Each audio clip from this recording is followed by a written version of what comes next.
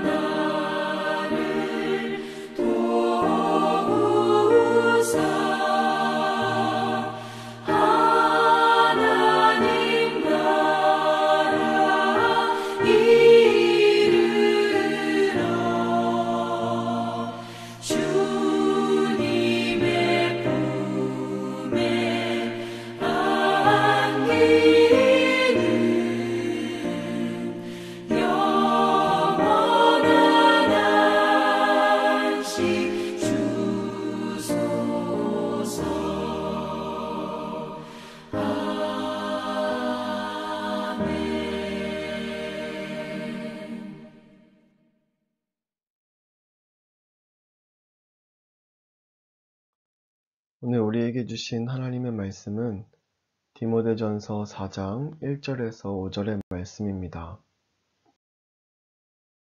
요절 말씀 3절 함께 읽겠습니다. 혼인에 금하고 어떤 음식물을 먹지 말라고 할 터이나 음식물은 하나님이 지으신 바니 믿는 자들과 진리를 아는 자들이 감사함으로 받을 것이니라. 아멘. 하나님의 말씀입니다. 하나님의 은혜 감사합니다. 깨끗하고 흠없는 경건. 어느 작은 교회에서 한 성도가 강단 꽃꽂이를 맡게 되었습니다. 살림이 넉넉지 않았지만 기쁜 마음으로 사비를 들여 매주 강단을 아름답게 장식했습니다. 그런데 어느 날부터 강단에 꽃 대신 화분이 올라왔습니다. 무슨 연유인지 알아보니 교회 재정을 담당한 집사님이 그를 불러 시들고 많은 꽃을 매주 꽃꽂이로 낭비하지 말라면서 차라리 화분을 놓고 거기에 드는 돈을 헌금하라고 했다는 것이었습니다. 결국 그 성도는 교회를 떠났습니다. 참으로 안타까운 이야기입니다. 주님 한 분을 위해 옥합을 깨뜨린 마리아처럼 교회 공동체에는 계산하지 않는 헌신이 필요합니다. 경건을 오해하는 사람들이 있습니다. 뭔가를 금하고 아끼고 안 하는 것이 경건이라고 착각합니다. 디모데가 목회하는 것에서도 결혼을 안 하는 것이 경건한 삶이라고 주장하는 이들이 생기고 유대인들처럼 먹지 말아야 할 음식을 정해놓고 강요하기도 했습니다. 금욕 생활을 하고 고행하면서 수도사처럼 살아야 그것이 참된 그리스도인이라고 말하는 이들에게 바울은 양심에 화인을 맞아서 외식함으로 거짓말하는 자들이라고 경고했습니다. 바리새인들의 이런 모습을 예수님도 꾸짖으셨습니다. 화 있을진저 외식하는 서기관들과 바리새인들이여 잔과 대접의 겉은 깨끗이 하되 그 안에는 탐욕과 방탕으로 가득하게 하는도다. 외식은 겉과 속이 다르다는 말인데 속보다 겉을 중요하게 생각하는 것입니다. 남에게 보이는 것, 그럴듯하게 포장하는 것을 우선시하는 것입니다. 외식하는 사람들은 하나님의 마음과 이웃의 상황은 헤아리지 못한 채 자신이 기준이 되어 다른 이들을 쉽게 정죄하고 비판하고 강요합니다. 잎만 무성한 무화과 나무처럼 겉으로는 신앙의 열정이 있는 것처럼 보이지만 실제로는 열매가 전혀 없습니다. 경건을 잘못 이해한 사람들이 많았던지 바울은 디모데에게 경건이 무엇인지를 유난히 많이 가르쳤습니다. 바울은 경건이란 단어를 로마서에서 4회, 빌립보서에서 1회, 디도서에서 3회 사용했는데 디모데전서와 후서에서는 무려 12회 사용합니다. 참된 경건은 헌신해야 할 순간에 주저함 없이 내어드리는 지혜와 용기라고 할 수 있습니다.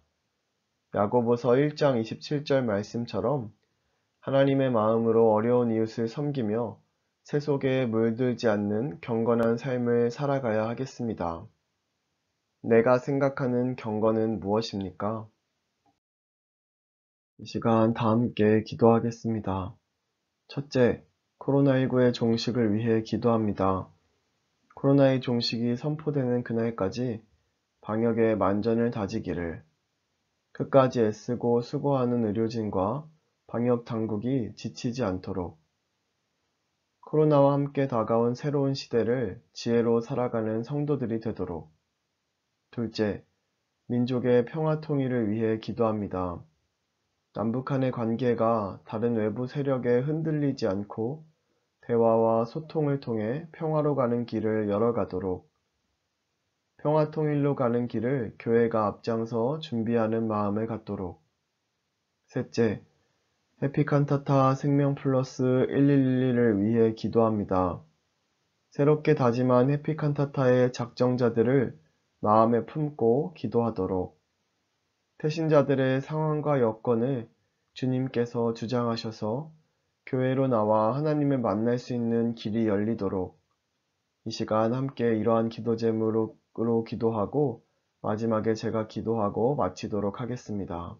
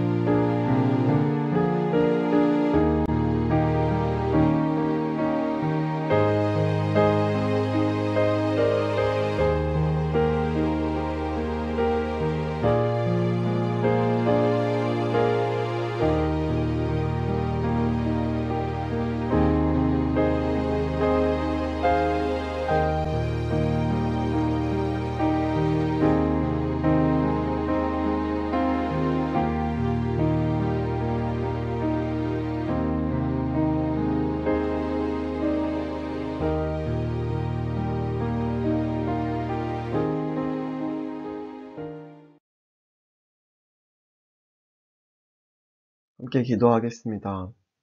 사랑의 주님, 오늘 하루도 말씀과 기도로 하루를 마치게 하시니 감사드립니다. 우리의 겉과 속을 하나님 앞에 정결한 사람으로 세워 주옵소서. 이웃을 섬기며 사랑으로 베풀어 세상을 새롭게 하는 새신의 모든 성도들이 되게 하옵소서. 오늘도 평안한 밤을 주셔서 새 하루를 살게 할 새 힘을 얻는 시간 되게 하여 주시옵소서. 감사드리며 예수님의 이름으로 기도드렸습니다. 아멘.